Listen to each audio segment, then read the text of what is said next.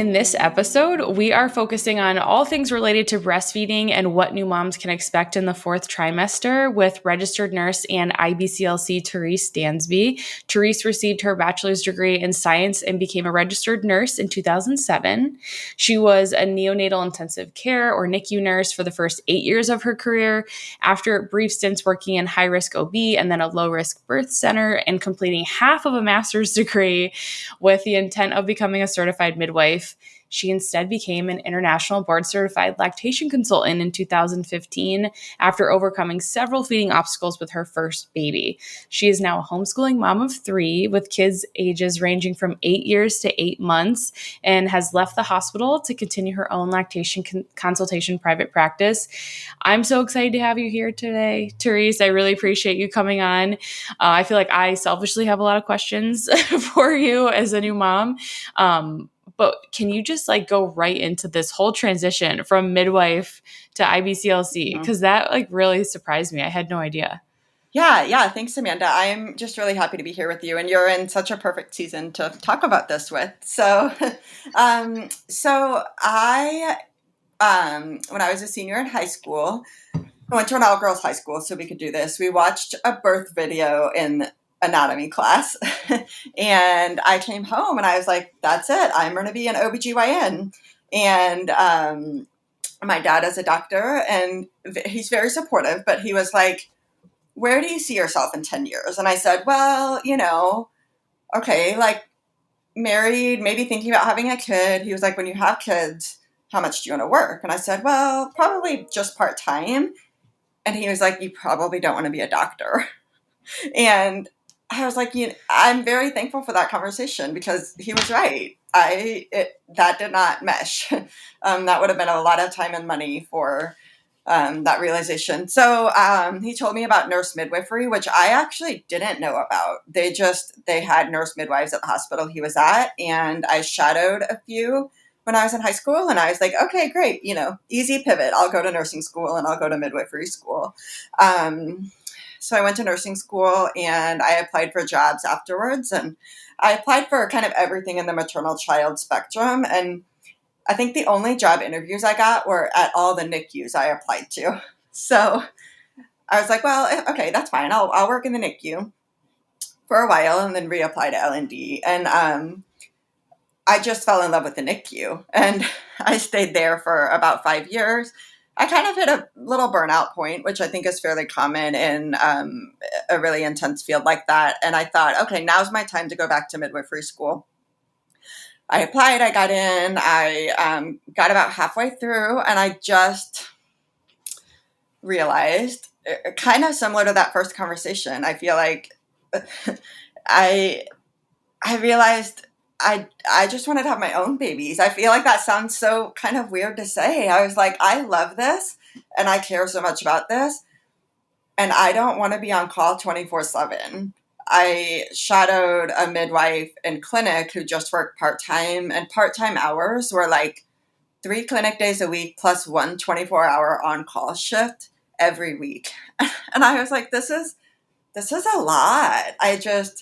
And then some of my midwife friends were talking to me about malpractice insurance, and you kind of have to work full time to afford it. And I just stopped. It was a hard decision and a very humbling one, but I was like, I'm going to stop now. I had been a teaching assistant, so thus far I had avoided loans and stuff. And I was kind of at this point where I was going to start having to pay, and I just didn't see myself using it in the way that I thought I would. So that was a humbling decision. I went back to the NICU, and I always loved working with the feeding team in the NICU. So there was an occupational therapist, a speech therapist, and a lactation consultant that would work with all the babies, and they were called the feeding team. And I was like, maybe someday I'll go back and become a speech therapist and do that because I loved what they did. And then I was like, what am I doing? IBCLC is the easiest route to get into the feeding team. And that's what I want to do anyways. I don't want to go to speech path school So I filed that away because, again, I was like, we're about to start a family. This is not the time to restart another grad school program. And then my first kiddo was about 10 months old, and the hospital I was at in the NICU had a scholarship for IBCLC training, and I kind of just I applied and I jumped at it and I got it and I did it. So in the end, it kind of fell into my lap, and I just haven't looked back at all. It's been the best. That was 7 years ago. Yeah, like in 2015, I think. Right? Yes. Yeah, so like Mm-hmm. 7 years. And Yes. what was your first breastfeeding experience like? Was it Yeah. easy? Yeah. It was, at first, I thought it was because it wasn't painful. And he nursed for a long time. But I was like, okay, that's fine. We're cluster feeding. Like, the NICU nurse in me was so rule oriented. In the NICU, we you feed the babies like exactly this many milliliters of milk, and you weigh their diapers, and like it was so hard for me to trust my intuition. But I was like, okay, we're still checking all the boxes. We're still peeing this many times and pooping this many times, and he just. But he wasn't actually eating often enough. He was only eating like 6 or 7 times a day, and in my head, I was like, well, but he's eating for like an hour each time. So maybe, but he was, at 3 weeks, he wasn't back to birth weight. So then I started playing catch up with triple feeding and seeing a lactation consultant and all of that. And he ended up having a posterior tongue tie, which was probably a big part of the problem. But we didn't get that addressed till he was 2.5. And I just was so fed up with it was so hard to find answers, or like Yeah. it was like there was some secret out there that nobody was telling me. And I felt like by the time I got to the bottom of it, I was practically there. I mean, I'd already had the hours working with moms and babies. I didn't mind the studying and the education, um, and then you take the board exam, and I finally had my answers, but That it is was a big so. rabbit hole. Yeah, I think that's something that every like new mom or soon to be new mom should hear is that Mm-hmm. even someone that was a nurse, a NICU nurse, Yeah. and did this for a living and was studying to be an IBCLC had a hard time and couldn't quite find all the answers that you were looking for. So, Mm-hmm. don't beat yourself up because Yes. I feel like I get messages all the time because I talked about my daughter's tongue tie and lip Mm-hmm. tie, and they were just, it's like so many moms just don't know what to do, so. Yeah. Yeah. And you want somebody to tell you what to do. And part of becoming a mother is taking ownership of those things. But I just felt so unsupported in them because, my pediatrician was like, no, he doesn't have a tongue tie. And um, it was just a little bit crazy making. Yeah. And it took me a while to be more assertive and find a different care team and figure things out. But how long did he end up breastfeeding for? 27 months. Awesome. Yes. Yep. So Yeah. even with And the it, tongue tie, it didn't yeah. didn't stop him. Yeah. He did not get revised until we weaned because in older babies and toddlers, it can cause an aversion. And so I was like, well, just finish and then Yeah. do it. He was having some issues with solids and things like that. So, yeah. And it was for us, it was not enjoyable or bonding until after a year because I was so focused on, is he gaining weight? He was always like in the 10th percentile, and I just still was counting his diapers. I mean, red flag for postpartum anxiety. I was counting his diapers. I was counting his minutes of feeding. I was counting his minutes of sleep for months. Yeah. And finally, after a year, I was like, okay, we don't have to do this anymore. We get to do this now. And Yeah. now I see why people talk about it in a more positive light. I have the exact opposite experience where Okay. I was told she has a tongue and lip tie because we had some troubles in the beginning Mm-hmm. and she lost a lot of weight very quickly. I just think Mm-hmm. that I just didn't know how, and she didn't know how to breastfeed either. And we were just kind of like Yeah. learning together. Yes. and she had a hard time latching. So of course, like, she definitely had tightness, but I was like, she, at her 2-week appointment, she had gained all her weight back. Okay. So I was like, okay, great. So I'm not going to like do anything about this tie then. Like, I'm not going to get it revised. I just like felt deep down, I was like, I just don't think that, I think that we can do other things to help this and like stretch it out. Yeah. And I mean, now she's been in like the 95th percentile for weight ever since. So she's a very chunky girl. Yes. But every lactation, I could not find one lactation consultant that would be like supportive of me not having it revised. And that like, I was like, wow, this is like very disheartening. I just feel like, come on, I don't, if a client tells me they don't want to do something, then I'm not going to say I'm not going to work with you. You know what I mean? No. I don't know. It's just like felt so aggressive, but I was just curious. Yeah. We, and people message me all the time and they're like, should I do this? Should I not? I'm like, well, I don't know, because I haven't seen your baby. Yeah. But I don't fall in the camp of like, absolutely always you should revise or absolutely never you should revise. It is totally a case by case basis. And having had my own like maternal concerns and intuition kind of squelched so early on, I'm really big on like, we're going to talk about this until you feel better about it. And we're going to get to the bottom of it. So that's my philosophy. I love that. I think that moms need that kind of support, especially for their first babies, because you're just like, I don't want to do anything wrong. Like, I don't want to do anything that's going to hurt the baby. You know, like there's just so much like worry and anxiety around that. So it's like, if you can just have someone that's so supportive of you and they're like, listen, like, what do you think? You know, what do you think that he or she needs? You know, so. Yeah. What do you think they need right now? Yeah. Like, let's go that direction. I love that. So just talking about new moms, that was probably the top question I got from women on Instagram when I posted the little question box of like, I'm interviewing Therese. What do you guys want to know about breastfeeding? And most people were just kind of like, I want to prepare, because they're either pregnant or they're thinking about getting pregnant. And they just don't know what to expect. So what can new moms expect in that 4th trimester? And we'll talk about like different seasons of breastfeeding, because they're all very different. But what about that 4th trimester? Yeah, I think the 4th trimester, again, with your first baby, is just such a steep learning curve. And it changes every week is different, because it's like pregnancy. The change in development is still so rapid. I remember having friends with babies at the same time as me, and they were just so different, even though they're only a few weeks apart. And so I think it's hard to even say what to expect, but I think what you have to plan for is rest, like you've talked about and like I've talked about. And I think that taking a breastfeeding education class is helpful. I feel like we learn so much on social media. Sometimes we forget, like, if I'm going to take a birth prep class, I should probably take a breastfeeding class if I'm invested in this. And the perk about taking a class is that you often go with your partner and you guys are on the same page.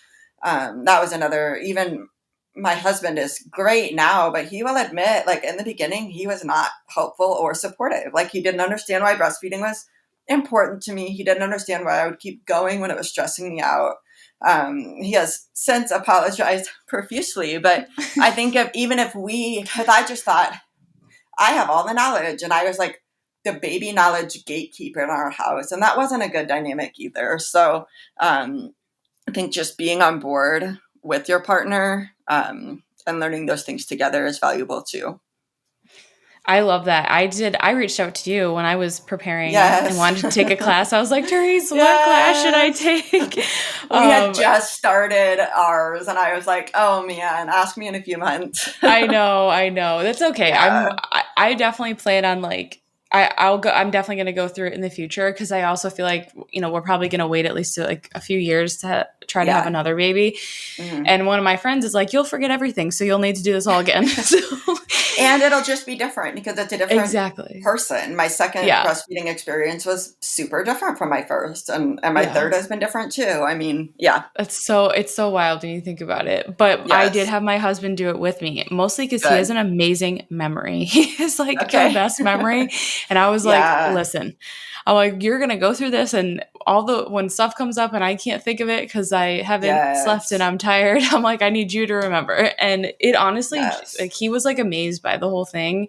We Mhm. took a birth class together too, and I was kind of Yeah. like, I'm like, should I make him take the breastfeeding class? And then I was like, yes. Like, why wouldn't I? Because when Yeah. I need help, he's going to feel useless. And that's not really Mhm. fair either. So I'm really happy that you mentioned that. Is your class available now? It's so close. It Okay. should be available by the end of September. Okay, cool. So So soon we're after, getting really right close. around when this comes out, then. Yeah. Yes. So, Mhm. and I will make sure that we link everything in the stories and Instagram and the podcast notes and everything once we have that. Mhm. I I'll definitely go through it too. But I was like, I mean, this was the one I wanted to take when I was still I pregnant. So know. Yeah. Yeah. Yeah. But I'm glad that's a good point too about the memory because you are in this hormonal haze and you can't, I don't know what your experience has been with that, but mine, like nobody could have prepared me for that. Like just not having all my faculties the way that I thought I would. You know, it's very different to take care of a baby that's not yours when they're 1 day old versus your 1 day old baby when you just delivered them. yeah. So that is a great point. Yeah, your husband's life has changed, but not internally in the same way that yours has. So he can still remember that class that you took 2 months ago, Yeah. whereas you're just like all you can see is like your boob and the baby's head, and you're like, I don't know what else. I know. And you're just, Yeah. you're like troubleshooting. That was like a big thing. And I'm like a very like I like to watch things a few times. I like to take Hmm. notes because Hmm. I'm super like visual and I have to like write it down to really like absorb and learn it. So that's why I Yeah. liked the online like course format. Like for me, that's a great learning tool. And I Hmm. wanted to be able to watch the videos later because a Yes. lot of it I just felt like I'm like, well, this doesn't apply right now because I don't know if this is a thing, right? Like I don't know Yeah. if like they had stuff on like mastitis and things that can go wrong Hmm. and tips for latching. And I'm like, how do I know? You just don't know until you're there and you're doing it. Yes. So for Exactly. me, I love the idea of having like the videos to go back. And I did do that. I watched a ton when we were having difficulty. Good. Um, Yeah. so it's like it's a good resource. There's like in-person classes usually too. It's just kind of like Hmm. you don't know, Yeah. research the teacher, obviously. Yeah. Yeah, and But I teach in-person ones as well, and I feel like you can't go as in-depth because um, the attention span is shorter, whereas an online class you can pause it and you can get up and yeah, also same thing since you're not there yet, they're just like staring at me, you know. yeah. Like what questions do you have? You know, you don't even know what you don't know at that point, and that's fine. That's why you take a class to kind of lay that foundation, but I do think being able to go back is helpful too. Yeah. And I think like a lot of the questions people were asking is like, like how do you know when your milk has come in? Or like what do you do Mm, when you're like dealing with like engorgement and like hmm. just like the growth spurts that happen in that kind of first 3 months. I feel like they're just Hmm. like wild. Um, Yes. can you speak to a little bit of like that and then how that can change, once you get past that fourth Yeah. trimester? Yes. The growth spurts are so intense in the first 3 months. So how you know your milk has come in, most people are like, you'll know when your milk comes in. And most people do, but I think for first time moms, it can be like 3 to 6 days. And so sometimes you hit that like 4 days, 5 days. Has my milk come in? I don't know. Usually you will wake up and your breasts are fuller, they're warmer, they're heavier. Suddenly you're hearing a lot more swallows. Babies poop, if it hasn't already turned like from kind of black to brown to yellow, will turn yellow when your milk comes in. Um, that's kind of the Cliff Notes version of that. It doesn't have to be painful and there doesn't have to be engorgement, but most women, there will be that hormonal flip, the switch to when, okay, like my milk has come in now. Um, and then growth spurts, they're so intense. And there's several of them right off the bat before you maybe have even figured out breastfeeding super well. So you're like, are you cluster feeding because you're not getting enough milk, or are you cluster feeding because there's a growth spurt? So there's a lot to watch and pay attention to in the first few weeks. And then that 6-week point is, I don't know if you experienced, it's pretty intense feeding wise because they're having that physical growth spurt, but they're also having that big developmental leap or growth spurt where like they're learning how to smile socially and they're sleeping less because they're not like sleepy newborns anymore. And that one's pretty intense too. I feel like after that it slows down a little bit. Then you hit then you hit like a 2-month growth spurt, and then you hit a 3-month growth spurt, and then they slow down a little bit. There's this app. Have you heard of it? It's called the Wonder Weeks. Yes. Yeah. Do you use it? I do, because in the beginning, like you were talking about, like the 6-week growth spurt, I feel like Eliana, it was like from 4 weeks, then every 2 weeks. So it was like 4, 6, 8, 10, 12. Like those were all like such intense, like something, you know, like her sleep would be off, or like I couldn't console her, or she'd want to eat all the time. Like something big would happen, and I would get like worried, but then I would look and be like, oh, she's going through like this leap or whatever. And so for anyone that, like, I would say like Wonder Weeks like really helped me mentally. And I had a friend, she actually did a gallbladder episode on this podcast. Her son was born the same day Eliana was born. Oh, fun. And it was fun, but how you were saying babies are so different, even though they were born the same day, almost the same time, still so different. Like completely different. Like, cause you know, she'll like message me like, oh, are you like, is Eliana doing this? Or like, you dealing with this? And I'm like, no, but then like 2 days later, you know, so it's Wonder Weeks, and just like knowing that like they're going through these developmental things, like the leaps are fun to learn about. And then like the videos that show you like what they're seeing and what the development looks like for them. It just like, for me, it really gave me lots of like empathy, and also like, oh, this is really fun. We can do these things because she's like learning this, but also sanity. Cause you kind of think, am I doing something wrong? Is she getting what she needs? And especially with breastfeeding, if you're having any issues in the beginning, all you do is worry after that they're eating enough. You're like, did we regress? Did we? Yeah. I know. Yes. Yeah. Wonder Weeks. I have had some people tell me that they dread it because of that timeline. And if their baby's really intense, they're like, we have a month-long stormy period coming up, and that can be overwhelming. But I think you're right. If you focus on the information that they have about the phase that you're in, it is really helpful and less crazy making, because you're like, oh, there's a reason for this, and I can help them through it. And then we get to the other side, and they're going to be rolling over or whatever the skill is. Yeah. It's just like little things like that. And I think that's the other thing, like when you prepare to breastfeed, it's like if something comes up, like if your latch isn't great, if you have nipple pain, it's like, you know, you've already kind of learned about it. So even if you don't know exactly what to do, it's like, you know, that like, okay, this happens. I don't want to say like it's normal, but it's common. You know, part of it I feel like can be normal because you're both learning how to breastfeed, you and the baby. Yes. So no, in homeschooling we call that the anchor. So it's like you have this anchor in your memory of nipple pain, and then you can attach all your new information to it, but getting it prenatally gives you that anchor to kind of go back to. Yeah, I love that. Let's talk about ecological breastfeeding. We had quite a few questions on that. People want to know what it is. And then, you know, we were talking before we started about how it can be used as birth control. And that kind of brought up a lot of questions of like, what does it do to your hormones, like while you are ecologically breastfeeding? Yeah, I have a lot of thoughts about this, and we probably don't need to show them all.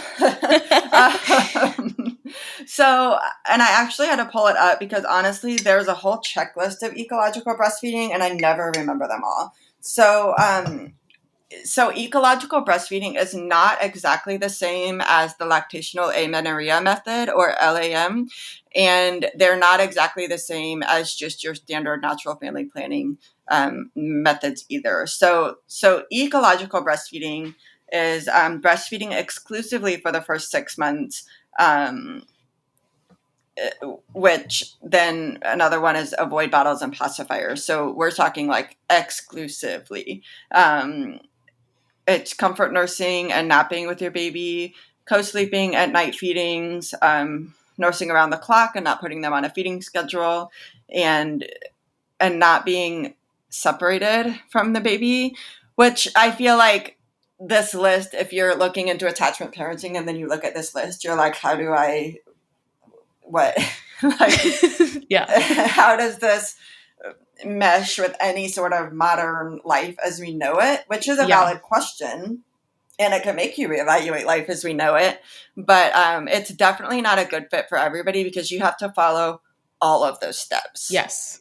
All of them. And then even then, it's like really technically only supposed to be used as birth control for the first 6 months. Mm-hmm. And even after that, it's not actually reliable birth control. Before 6 months, I think you're more likely to have a period without ovulating. But after 6 months, you're more likely to ovulate first and then before you've had your period. And so you enter this phase of like, oh, I didn't know I could get pregnant while I was breastfeeding.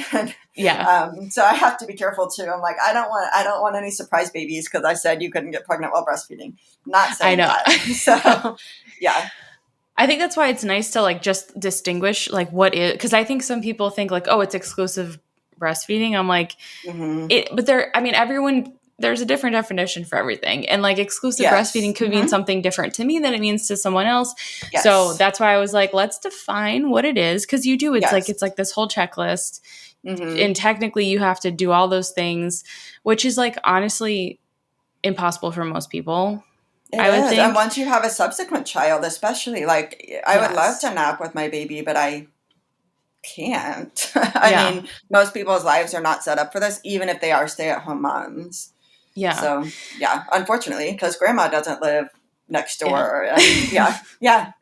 Well, but then you're separated, you know? So yeah, exactly. It's like, it's interesting. I'm like trying with Eliana, but like even now it's like I have a nanny here a few days a week and I'm really probably only away from her for like an hour and a half, 2 hours tops at a time. But I'm like, is that too long? I mean, I feel weird when I'm away from her, so it could be. But it's just interesting. It's like, and yes, like, so for the first 6 months, it can be used as birth control if you're following them all correctly. What about the lactation amenorrhea? That's also just 6 months. I think that people don't quite understand that when they're like, my friend didn't get her period, so she stopped breastfeeding at age 3 or whatever. And I think even when you poll, people have been, all the Instagram polls, you know, and I'm like, I think more people are getting their period back while they're breastfeeding than we think they are. But even then, I was not an IBCLC at this point, but I was a breastfeeding educator with my first, and I was like shocked to get my period back at 6 months. I mean, I was like, what is happening? But I was leaving him for 12-hour shifts, but just once a week. And I was pumped. So he would get like 3 bottles a week. None of my kids had a drop of formula, but I got it back at 6 months. And then interesting. With my second, I got it back at 3 months. And with my third, I got it back at 8 weeks. And I'm like, I don't think that this method works for me. I'm not relying on it. Do you know if you ovulated? I don't know if I did before 8 weeks, but I certainly have since then. He's 8 months now, and I would have. Crazy. Oh, yeah. But the interesting thing is, I was so annoyed this time. I was like, seriously, I'm so much more nourished. I'm so like, just give me a break. But I have had postpartum OCD this time, and there is a very drastic fluctuation within my cycle. So I think if I wasn't ovulating and having those 2 weeks of progesterone in my system, I don't think that I would be doing very well right now. That is so interesting. Yeah, because it's calming. It's like a stress relief. And I feel so much better during that part. I'm like, okay, maybe my body is taking care of me after all. Yeah, and you just didn't know it. Just because it doesn't look like we think it's supposed to if you're breastfeeding. What I know, like for a lot of women that I've talked to, it's when they drop that nighttime feed that they typically get their, but not all of them, but a lot of them, it's like they drop that feed and then they get their period. That is very common. Again, though, like, let me caution you, my child wakes every hour at night. I'm still ovulating. And gosh, that is crazy. Yeah, it's so interesting what our bodies will do. Yeah. So I have like that bias against it because I know that for me, I am glad that we have also used other methods of natural family planning. So I knew that it actually wasn't a great I time if know. I wanted I'm to like avoid too scared to pregnancy. rely just on it, even though it's like, Yes. it's at 3.5 months now as of recording Hmm. this. And it's like, I haven't had any signs or anything, Yeah. but, still, I'm just like, I just don't know. Yeah. Some people, they don't get, if Yeah. they co-sleep, they don't get their periods back until they're like, Yes. kids 2.5, so Yeah. it's, Yep. it's Yeah. interesting. It's just good, because we had a question around that of like, what did they say? Can you, when you get, when your cycle, like basically when should you expect that your cycle comes back? Mm-hmm. Does it change your milk supply at all? So it can, I think, and it's interesting kind of knowing more about nutrition and mineral status and my own health now because with my first, I feel like it did. I always had a marginal supply with him because I was playing that catch up game. Hmm. We never had to supplement, but we were always like right there, and I would notice it. But now I feel like I don't notice it at all. Interesting. Um, so, and I'm even having to relearn some of that because the theory is that the progesterone lowers your supply in the second half of the cycle. I'm not entirely convinced that that's even true. In pregnancy, it's true. The placental progesterone absolutely opposes the prolactin. So at the end of pregnancy, your prolactin's way up here and your progesterone is way up here. So your prolactin, I mean, it goes up a little bit after birth, but you have enough prolactin at any point after 20 weeks to breastfeed once the progesterone drops. And so it makes Okay. sense that that was kind of the working theory with your cycle too. But I've been using like bioidentical progesterone drops this time, and I feel like I have significantly more milk when I'm using them. Oh, that is so okay. So, I get that question all the time. And yeah. I also find that with clients. I usually just say, like, don't Hmm. start using the progesterone until you have a Yes. very regular Yes. milk supply and you're like, Yes. your baby is good, you're confident, you know Hmm. how to breastfeed. Yes. I Um, absolutely but agree with that. I've only ever seen good result. It's just It's like, so bizarre. Yeah. yeah, It's like your body has to program itself and then it's a lot more resilient. So you like sensitize those prolactin receptors and then they can deal with a lot. yeah. Um, But if you, for example, moms who deliver and then have a retained placenta, like a retained placenta piece, and like maybe they're having more cramping, maybe they're having more bleeding, they don't know what's going on yet. Their milk doesn't come in. They feel like their baby's hungry all the time because their progesterone never dropped all the way because the placenta never came fully out. Oh, So absolutely progesterone does inhibit prolactin in the beginning, but I feel like exactly once your supply is established, I feel like the resiliency is there to add those things in. And yeah. this And is I think that's different just good than to like know. progestin and the mini pill, Yes. but bioidentical progesterone, I have not found that to be the case. Yeah, that's good to know. And we Mm-hmm. had a question about pregnancy, and since you had mentioned at 20 Mm-hmm. weeks you have enough prolactin to breastfeed, so many Mm-hmm. people are like, "Can you breastfeed while you're pregnant?" Yes, you can. If your baby is under 6 months, you need to be following really closely with your pediatrician to make sure they're Okay. getting enough milk. Generally, they're toddlers by that point, ideally, and you can totally breastfeed through pregnancy. Generally, there will be a little bit of a drying up phase. And interestingly, even though you can produce all the milk at 20 weeks, you're not really going to when you're pregnant. It's only if the placenta comes out at that point you could breastfeed. So generally, moms will see a drop in supply by the end of the first trimester, and then they'll notice if their toddler is still nursing by the end of pregnancy, they will then start to notice a lot of colostrum all of a sudden. Um, Okay. so there will be a little bit of an increase right at the end, but it's mostly comfort Hmm. and tiny little bits, which is still beneficial for your baby or toddler. But definitely, if your kid's under one, not so worried about the pregnancy side of it, more worried about is your baby actually getting enough milk at that point. Yeah, that's a really good Hmm. point. I was curious because I'm like, I know so many people that do it, but they are their Hmm. kids are toddlers, so they're getting, Yes. most of their nourishment is not coming from breast milk. Yeah, exactly. And most toddlers, pregnancy or not, are just getting a few ounces a day, Yeah. at that point. So, yeah. So we have a technical question which Okay. these are things that I feel like are just good for women that maybe they haven't breastfed yet, Mm-hmm. or they're about to, maybe they breastfed in the past, or they had a baby they couldn't breastfeed, now they have another one.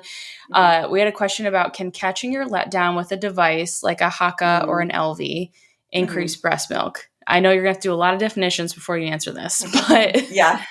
I thought that was a really good question. Yeah, that is a good question. I think that I don't have. Are you a leaker? Can I ask you that?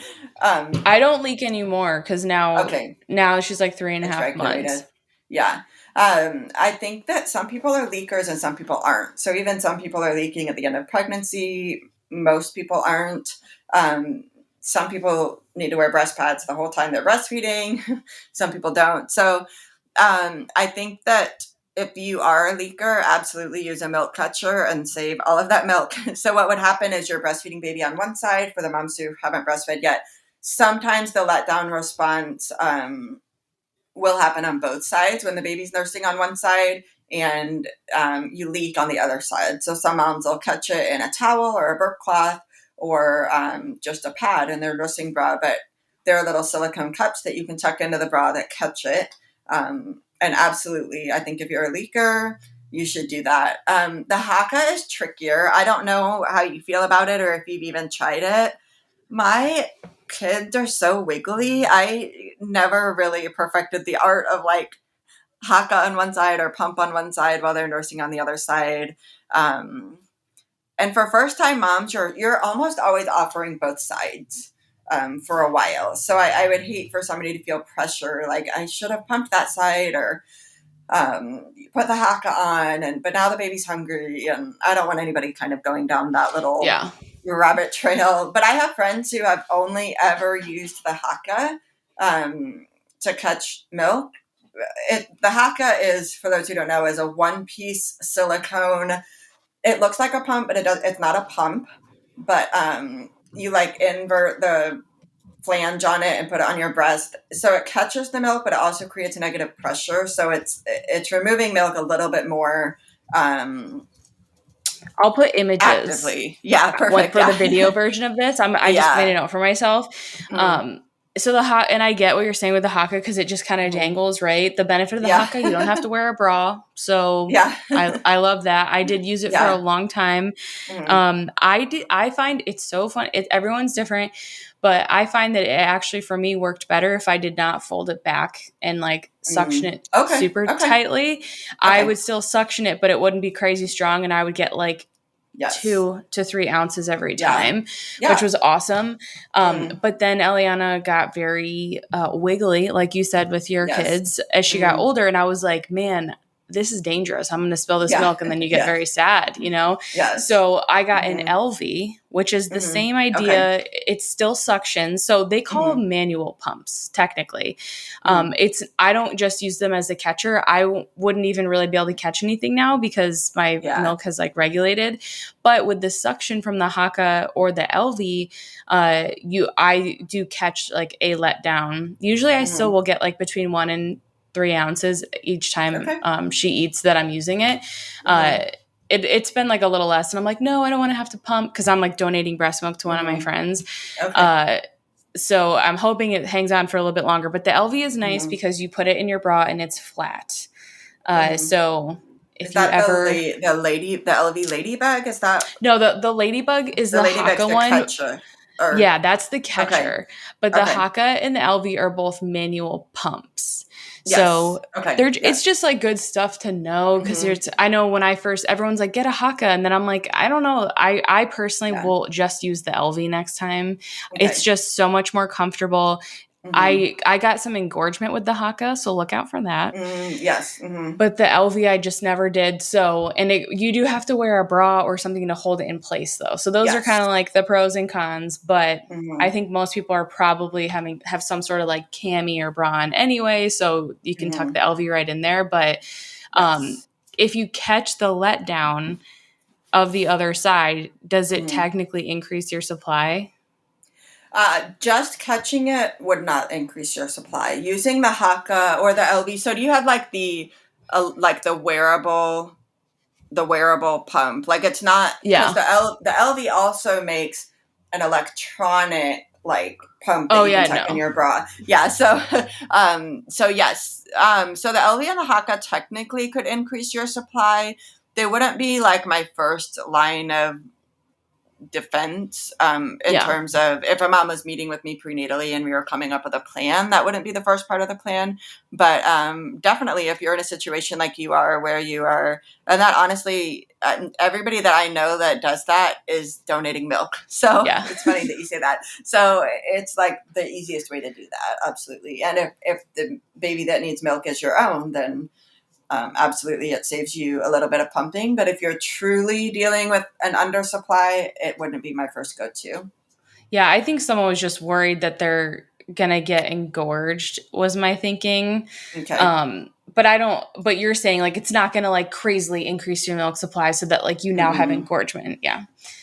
Yeah, Um, no, but you're right. They can if you put too much suction on, it can cause your nipple to swell and your areola to swell, which is a little bit different than traditional engorgement. But yeah. that's a whole different problem. Yeah. Yeah. But yeah, I would say like, I don't know, I think the LV is more comfortable. Okay. You don't have to worry about spilling it, but do Yes. put both on your registry and Hmm. see what you like better. Yes. Um, This is a good one, and probably one that I was like, I don't know if she's gonna be able to answer this, but All right. Okay. I'm sure Challenge that accepted. just like without a visual, right? Of like, Hmm. because someone was asking, like, how do you know if you have a good latch? Like, one, Mm. how do you get a proper latch? One, and then two, Mhm. how do you know it's good? And this Mhm. person is already breastfeeding, Okay. and they're struggling a little bit with latching. Okay. Okay. So, you should see the baby's mouth open like as wide as if they're yawning. The corners of their mouth should be that wide. And I know looking back with my first, it was not that wide. It was always narrower. And now I know so much more. And it always kind of hurt a little bit. I never had nipple damage, but I was like, this just isn't super comfortable. Looking back, the corners of his mouth were never as wide as if he was yawning. You shouldn't be seeing tension in their lips or cheeks. They should look really relaxed when they're latched. Their lips should be flanged out, not like holding on with tension. And their cheeks should not be puckering or dimpling. Some people are like, oh, my baby has dimples. I'm like, okay, let's talk about this. Because sometimes they are using their cheeks like you would drink from a straw. um, and that's not how we want them to be moving breast milk. And that causes kind of sometimes their cheeks can cave in, like you're drinking like a smoothie from a straw.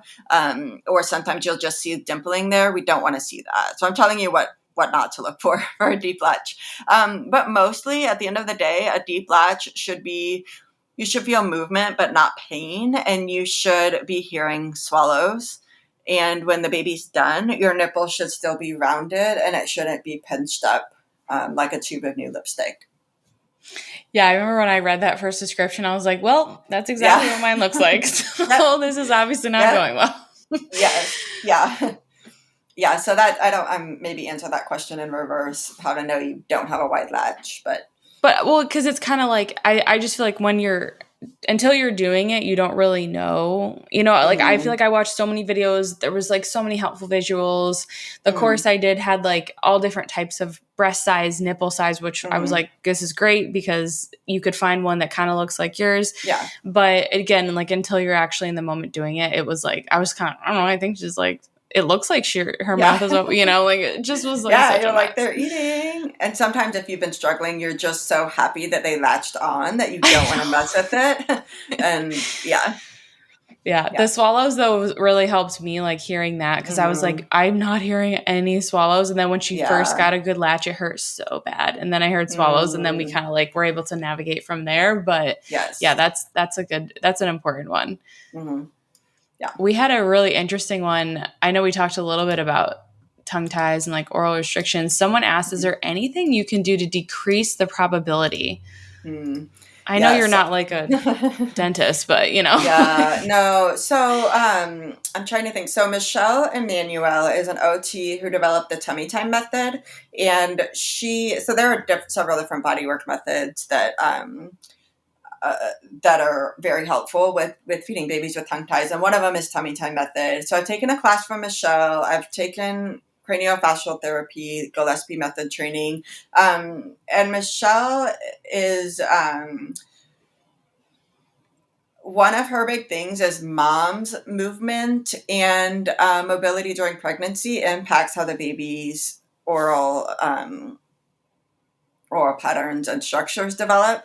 And so I thought that was interesting because before that, I'd previously just heard, okay, it's a midline defect. It's related to NTHFR. And I'm sure you more than anyone know that you had adequate folate during pregnancy, and it can, so I remember with my second, I was like, okay, I'm going to take the methylated B vitamins, and like her tongue tie was worse. Oh gosh. Yeah. And then with the third one, I was like, okay, so Weston A. Price talks about vitamin A helps form symmetry. And then vitamin K, of course, helps with jaw development. And so this isn't a perfect experiment, but I have 3 kids. And so with the third one, I worked with you right when I got pregnant and made sure that I was getting enough vitamin A and vitamin K. And then I also got craniosacral therapy for myself during this pregnancy. So he moved a lot more in utero. And he still had a tongue tie, but his function was like drastically different, which was interesting. So it's more than just the folate piece. I think mom's movement, vitamin A, vitamin K, those. But I think still at the end of the day, there's a hereditary piece. I mean, my husband has a tongue tie like to the tip of his tongue. Yeah. Like, oh, wow. Did he ever have it revised? He got it revised while I was pregnant this time. So I was like, you've got to stop snoring. So, hi, I love you, Ross. But there's a hereditary piece too, right? It's just all of us have different things and different facial features, and that's one of them too. So I think I felt a little bit of shame with my second one because I felt like I did everything right that time and it was worse and I was just so confused. So there's a lot of pieces.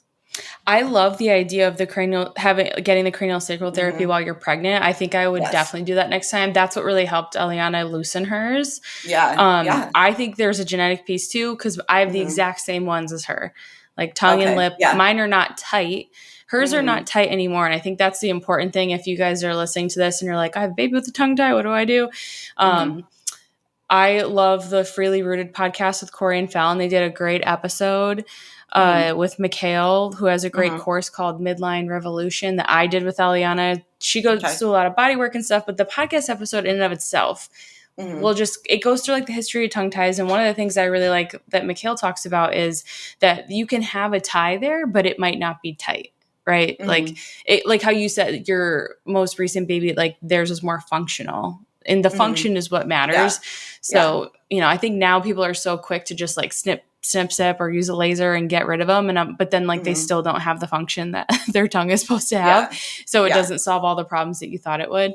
But that's so interesting that the cranial sacral therapy while pregnant, that's a good idea. Yeah. Yeah. So, cause my other babies, I felt like they were just kind of locked and loaded by a certain point in the 3rd trimester, and this one was just moving around till the end. So, because you figure if you're stuck in a position, you see this with people with various disabilities, your muscles shorten. Yeah. And you know what I mean? Like there are asymmetries that develop that are purely positional, and then it becomes a vicious cycle of like a weakness and then a shortening and a tightening. And so I thought that piece was interesting. Yeah, I know one of the first things we did was go to the chiropractor with her. But I mean, technically she didn't have any tightness, but he was like, my chiropractor is Webster based. And he's like, most babies that he sees with oral restrictions that have trouble feeding, it is like a physical tightness. Like you're talking about, they could get that like in utero, so that's so interesting. Yeah, so many facets like and pieces of it. Yes. Okay. Milk supply question. This person, they're still breastfeeding their baby's 9 months. I think they're seeing their supply dip. How can you increase milk supply at 9 months? Yeah. So I guess my question would be, how is your baby doing with solids? And what do we mean by dipping? And then also, has your cycle come back? Where are we in that?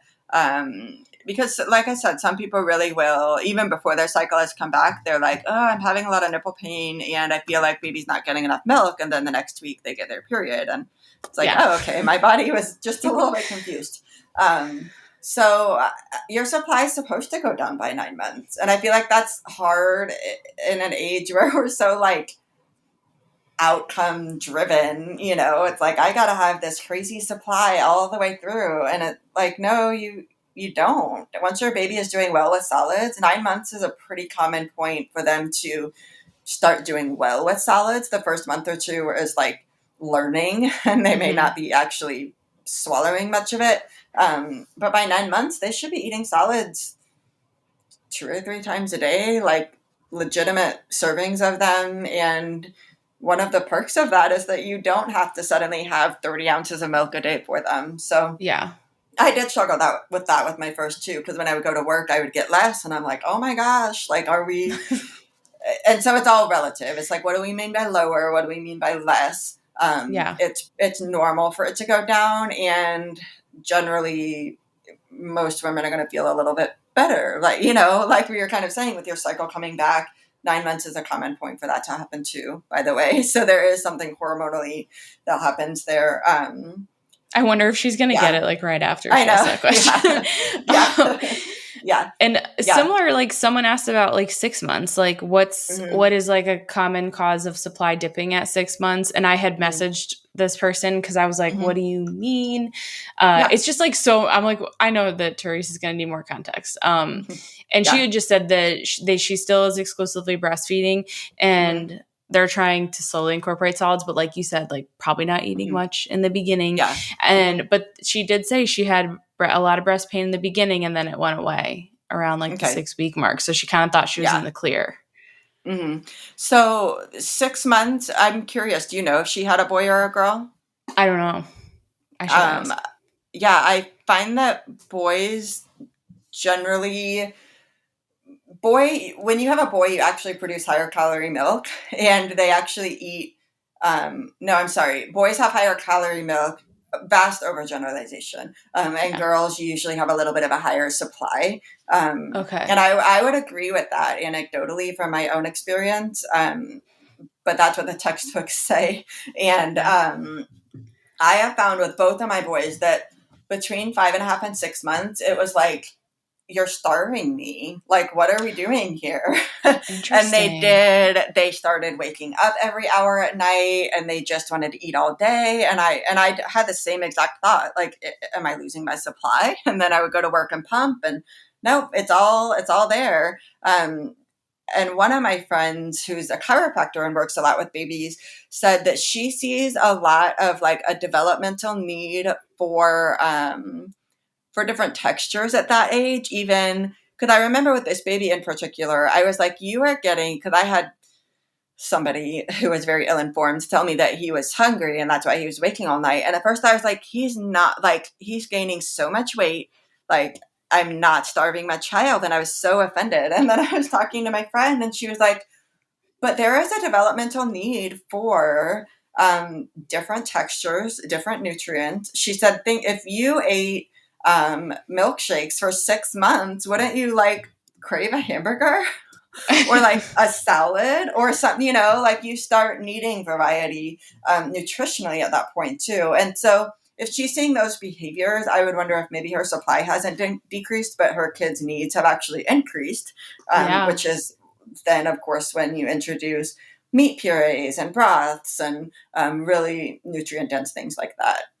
Yeah, I feel like that would make so much sense for that timeline. And that it's just a good one to know too. I'm just going to tuck that away in the back of my mind for when I get to that 6 month mark. It caught me by surprise every time. I'm like, what is going on? And then like, oh, you're almost 6 months old. I guess it's time. And I'm sure you get this question all the time. But I'm still curious of your answer. Is nipple confusion real if you're doing combo feeding with breast and bottle? Like, I can't tell you how many, because I saw 4 different lactation consultants and they all were like, do not give her a bottle because she'll never breastfeed again. And you can only use this kind of bottle. And I will tell you what, I gave that girl 2 bottles and she ate like Yeah. so well after that, and she just needed the Yes. energy, and she's never taken a bottle Hmm. since, pretty much. But Yeah. is Yeah. it true? Should you avoid bottles if you're breastfeeding? Let us know. I hate the term nipple confusion, and I hate the term. It's kind of along the lines of like your baby's just lazy, or I mean, like babies are so smart. They're I not know. confused and they're not lazy. Um, it is true that if a baby is like only getting bottles, so I'm thinking of my NICU babies in particular, it's hard to go home after 3 months of bottles and switch to the breast, and the odds of that Yeah. are pretty low. Ideally, you're working on it in the NICU, but I've seen plenty of babies thrive with both and be able to go back and forth with both. The inability to go back and forth does point to oral motor dysfunction. And type of bottle matters. We do like the kind, I like to say we want the bottle nipple to look like the breast during a feeding. So we don't want it to look like the breast at rest. So those ones that are like round and then they just have like a nipple sticking. I'm trying to think like the Tommy Tippy. Like Yeah. it kind of looks like a breast, but not the way a breast looks like during a feeding. So then if Yes. you put like the even flow balance nipple next to a Tommy Tippy nipple, you'll see that the slope is so much more gradual and it looks much more like your breast would look while the baby's latched. So that matters too. But again, a baby in a perfect world with no oral motor function dysfunction can do all of that. I don't see a lot of babies like that because they don't need my help. But Yeah. I don't think that you can cause confusion. I think that you can cause a flow preference for sure, particularly if, like in my case, where baby wasn't getting enough, he was on the low end of the weight range, and absolutely, like you're saying, they're not getting a lot of calories. They are conserving energy. You do want to give a bottle, and it can actually improve breastfeeding. To give them a bottle in an appropriate way. So we talk about paced bottle feeding and side lying bottle feeding. We talk about slow flow nipples for a lot of babies Hmm. because we don't want them to drink 4 ounces in 5 minutes and then go Yeah. to the breast and it takes 20 minutes and they're frustrated. So generally it's a flow thing or an oral motor thing more Yeah. than like confusion. I love the way that you explain that. And I think that's a great way to put it. And it will hopefully make people feel less afraid to introduce a Yes. bottle if they Oh, feel like their baby yes. needs it. We were Hmm. taught the paced bottle Yeah. feeding. Honestly, we let it go because it would take her like an Mhm. hour and it was just like Mm. insane. Yeah. So we just finally were just like, Mhm. whatever. And she'll take Yes. him from my husband every once in a while Mhm. if he needs to. But I mean, she's only taken probably like 4 bottles in her whole life. But Yeah. it was very helpful, those two in the beginning, Mhm. because it just Yeah. gave her energy, because it's like, Mhm. it does take them energy to eat. Yes. But I hate when I was so upset, and then to have her do so well, I'm like, oh my gosh. And I felt like a terrible mom giving her a Yeah. bottle, Yeah. so it was just like a whole Yeah. thing. So I'm like, I can't Yeah. wait to hear Therese's No, answer on this. especially if you have like nipple damage or pain or like you're dreading the next feeding session, giving a bottle is going to preserve your breastfeeding journey. It's not going Yeah, to destroy it. Yeah. I love that. Um, okay, do you have time for one more? Yeah, totally. Breastfeeding and tooth decay. I thought this was very Mm. interesting. Mm. I didn't know. Is this common? So tell me, how to avoid tooth decay in an extended breastfeeding child. Do you see that a lot? Um, I, I don't personally, mostly because people aren't calling me by this point after a year. I helped moderate a Facebook breastfeeding group for a while, and what I see a lot is there are a lot of dentists that are shaming mom for breastfeeding at night once the baby gets teeth. So that absolutely is very prevalent. Is the breastfeeding causing cavities? I don't know. I don't think that it is. Again, anecdotally, I breastfed my past 2 years at night. They've never had a cavity. Yeah, I feel like Um, it's always nutrition. You can't ignore their yes. nutritional status. Yeah, it's minerals. And I think there is also something to be said for ties, particularly, there is a particular pattern of cavities that some toddlers get in their front teeth, actually. So it's not their back teeth. And sometimes you can have a lip tie that's so tight that it is trapping milk and Yeah. milk sugar goes under there. So absolutely, that's tooth decay. Um, you probably do need to look at getting that revised if it's tight enough and low enough to be trapping milk or food and holding it against the teeth. But I don't think there's enough actual evidence for it, because I have looked into it too, because I thought, Yeah. oh my gosh, should I be like waking my toddler up to brush their teeth after I nurse them to sleep? And I just couldn't find any convincing evidence that that was the case. Yeah, I think our bodies are smart. Like if you look at Mm-hmm. breast milk and how it changes as the baby gets older and changes, Mm-hmm. and just how our bodies adapt during pregnancy and postpartum, I'm like, there's Mm-hmm. got to be something built in for Yeah. that, especially because in most parts of the world, and I mean, Mm-hmm. you breastfeed well past 2 years Yeah. old. Yeah. Well, and the other thing is mouth breathing. Is your Oh kid mouth yeah, breathing? Your that's a good kid with point. cavities? So, yeah, I think mouth breathing and minerals and oral restrictions are Yeah. much more culprits than breast milk. Yeah, but it's so like if someone is breastfeeding and they're seeing that, if they, if their dentist is kind of pointing to the breastfeeding and saying Yes. don't do that, like there's Mhm. a few things you can also like look Yeah. more Yeah. into. I love Find a holistic dentist. Yeah. yes, if you can. Mm-hmm. Mm-hmm. Okay, so you're a lactation consultant. You work Mm-hmm. online with people too, right? I do. Yeah, I do virtual consult and in person. Okay. Yes. Any tips for finding a good lactation consultant? Oh, that's so hard. I don't love Facebook mom groups necessarily, but they are a good place to find local resources. So I Hmm. think asking, where can I find a lactation consultant in my area? There is no actual database, which is kind of weird because it's an international like certifying um, board, but you can't search on their website by area. You can only search by name to verify that that person is in fact an IBCLC. So there's not a great database. I don't have a good answer for that. Maybe I need to build Yeah. it, but I it's word of mouth, yeah. unfortunately. Yeah. And I mean, like, I asked, like, my midwife, I got a recommendation Yes. from my chiropractor. Surprisingly, I Mm. didn't even think to ask him. And then when we were having Yes. trouble, he was like, hey, I really like this person.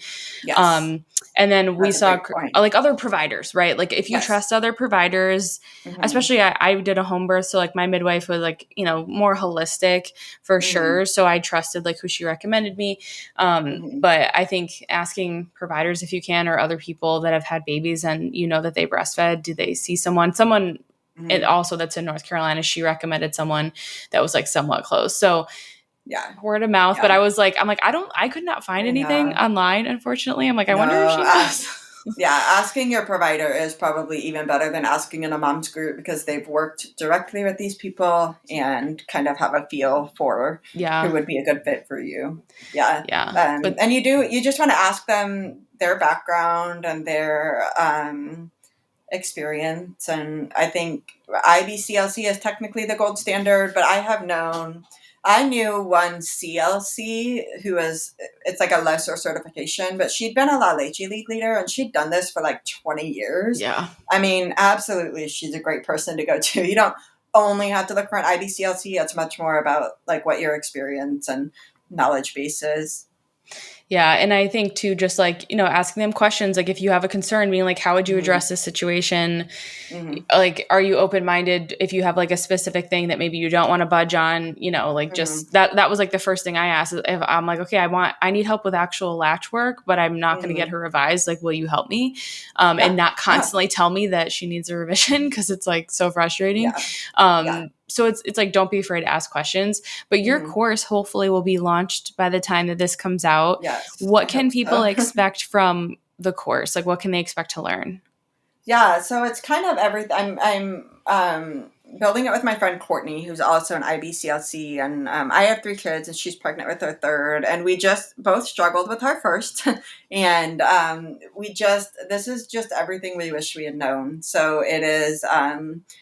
It is everything we teach in our in-person classes, but then it's so much more because you have the online platform again where people can pause and come back, and we're just like throwing out all those anchors for your whole postpartum journey, not just for nipple pain. So it walks through preparing for your breastfeeding journey, kind of some of the nerdy parts of how your milk comes in and the nutritional status of milk and how mom's nutritional status affects it. Then, of course, we do all the breastfeeding 101 stuff, and we talk a lot about postpartum physical health, postpartum mental health. It's like a breastfeeding and postpartum course combined into one. I love that. Yeah, we're everything really that you need, because postpartum is so amazing, but it can be very challenging. So arm yourself with as much like education and knowledge as you can. I love that. I can't wait to go through it. Honestly, I'm excited. And so I'll grab all those links from you when it's officially out. I can't wait. I know you guys have been working so hard in this, since like we last talked. So I know it's ridiculous. Because when you have kids, like work plans just, it's like, oh, okay, my babysitter canceled today. I guess I'm not doing X, Y, and Z. Yeah. And it's an adventure. Childcare is the hardest thing ever. It is. Do a whole module on childcare. No. Well, we do talk about childcare, but it is. Yeah. What has it been hard for you? Just the emotional part of leaving, emotional, or just finding the right person. I feel like everything, every aspect, and all my mom friends warned me. They all warned me, and I'm like, it just doesn't matter. It's like, you just kind of think again until you're in it. Because what are you going to do? You're like, okay, well that's great. I'll try to look out for that, but. Yeah, it's challenging. And then being away from your baby, it just feels to me like biologically wrong. I miss her. I miss her right now. And I can't wait to go snuggle her when we get off. And it's just really hard all around. But then like you're holding them and you forget it all. So, I think it's just good to like be mentally prepared that if you do have to end up like going back to work and get childcare, like talk to someone about it. Talk to other, like what's really helped me is talking to other moms. Obviously like therapists and stuff are great, but like there's nothing like just chatting with another mom and, she's got like a golden nugget for you, or she just says one thing that makes you feel better, or you're just both are there to support each other. So 3 months is so soon. I mean, I still vividly, it's like physically difficult, and sometimes you're so overwhelmed and you need that break, but then you step away from your baby and you're like, I don't feel okay right now. It's the weirdest thing. She's napping. Weird. I'm like watching videos of her. It's like, what? It gets better like somewhere between 6 and 9 months, and then with each kid that part's a little easier. But going back to work at 3 months, when people are in my class too, some of them are like, oh, I'm just going to take 6 weeks. And I'm like, I just really want to encourage you to take 12 weeks. Like just minimum. Yes. I mean, you can have the most straightforward delivery in the world. Yeah, exactly. If you can, which is the unfortunate part. But absolutely, like those extra 6 weeks are going to affect the rest of your life. I mean, everything that sounds drastic, but it's like, it's just 6 weeks. Yeah. And I mean, my leaves were unpaid every time. So I get it. It was hard, but we were thankfully able to make that work. And I know that some people are in a position where they can't, but going back at 6 weeks or less is just, it's emotionally. It's hard for you. It's hard for the baby. Like, I just can't imagine. It's hard to maintain a breastfeeding relationship because you've just kind of gotten in the swing of things.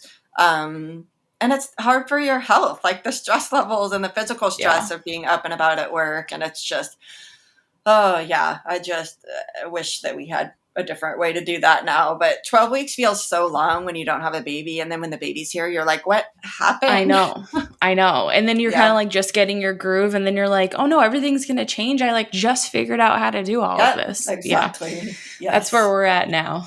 But it's like slowly getting better. And it feels so good to be back and like doing things. Not that I wasn't working completely for those 3 months. I really tried. Yes. But so I love that it covers the postpartum experience too. Cause I do think that like, yes, actually like the logistics and stuff of breastfeeding is so important, but even just having a little bit of knowledge of like, here's all the stuff that comes with that. Cause it's not just breastfeeding. There's like, other things in your life and stuff that are going on. So I love that.